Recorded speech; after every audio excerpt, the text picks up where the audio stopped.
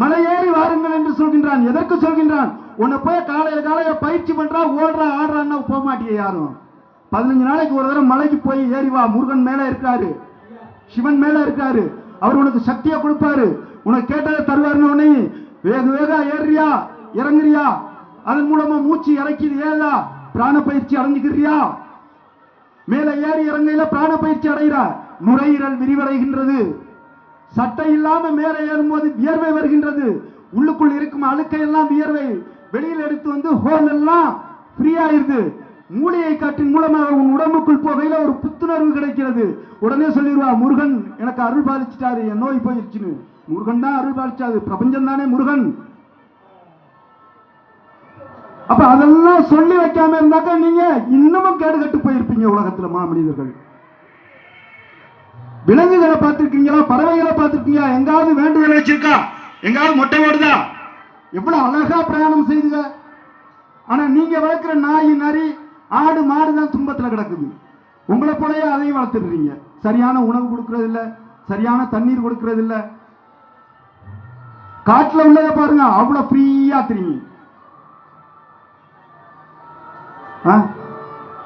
இந்த கீரமங்கலத்துல பார்த்திருப்போம், மேற்பனை காட்டுல பார்த்திருப்போம், உலகத்துல எங்கும் பார்த்திருப்போம். கிறுக்கர்கள், அதாவது ஜடாமுடி வச்சுக்க அழுக்கோட உடைச்சிக்கிட்டு அப்படியே கிறுக்குத்தனமா திரிவாங்க. அவரா கேட்டா தான் நீங்க கொடுக்கணும், இல்லைன்னா அவன் அடிச்சு விடுவான், இல்லாட்டி தூக்கி வீசிடுவான். உங்களுக்கு மனக்கவலை வந்துடும். அவனும் விலங்குகளும் ஒன்று, அவனும் பறவைகளும் ஒன்று. பார்த்தால் மனித உடல் தான், உள்ளுக்குள் இருப்பது மற்ற ஜீவராசிகள். அவனுக்கு மனித வாழ்க்கையே பிடிக்காது. மனிதனை பற்றிய கவலைப்பட மாட்டான், சுதந்திர பறவையாக திரிவான். உனக்கு வேண்டுமானால் அவன் அழுக்காக இருக்கின்றான், பாவமாக இருக்கிறான் என்று தெரியும். அவனுக்கு அது அல்ல. பறவை போல் அவனை பிடிச்சு வச்சு நான் முடிய வெட்டுறேன்டா, சட்டையை போடுறேன்டா, குளியாட்டுறேன்டாட்டு ஒரு நாள் பண்ணிட்டு போட்டோ எடுத்துட்டு வீடியோ எடுத்துட்டு விட்டுட்டியானா அவனே மகாபாவத்தில் வந்திருக்கான். அந்த பாவத்தை நீ அனுபவித்துக் கொள்வாய். அப்ப எப்படி சாமி அவனை அப்படியே விட்டுடுறதா? மனிதாபிமானம் வேண்டுமா? அதற்கான சக்தி உன்னிடம் இருந்தால் செய். அவனை கடைசி வரை வைத்து உன்னால் பராமரிக்க முடியுமா? கடைசி வரை அவனை குளியாட்டி, கடைசி வரை அவன் முடிய வெட்டி, அவனை வேணா நான் முடி வெட்டி வச்சுக்கலாம், டிரெஸ் மாத்தலாம், குளியாட்டலாம். உள்ளுக்குள்ள உன்னால மாற்ற முடியுமா? உள்ளுக்குள்ள அவனுடைய செயலை மாற்ற முடியுமா? நீ என்னதான் வெளியில டெக்கரேஷன் பண்ணாலும் உள்ள செயல் அவன் அந்த கெக்க பண்ணிக்கிட்டே இருப்பான். அப்ப யார் வளர்ப்பது? இறைவன் வளர்ப்பது. மடத்துல கொண்ட விடு.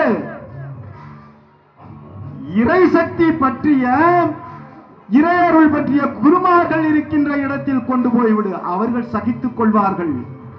அவர்களுக்கு தெரியும் இவனை எப்படி பராமரிக்க வேண்டும் என்று. அவர்களிடம் கொண்டு போய்விடு. ஏன் சொல்ல வருகிறேன் என்றால்,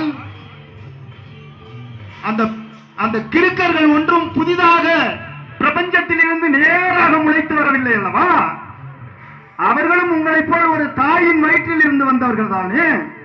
குழந்தையாக இருந்து அப்படி கொஞ்சம் கொஞ்சமாக வந்து அவர்கள் அந்த நிலைக்கு தள்ளப்பட்டார்கள். ஒரு தாய்க்கோ, ஒரு தந்தைக்கோ, ஒரு சகோதரனுக்கோ, ஒரு அக்கம் பக்கத்து வீட்டுக்காரனுக்கோ, இல்லை அந்த ஸ்கூல்ல அவனுக்கு சொல்லிக் கொடுத்த ஆசிரியர் குருமாருக்கோ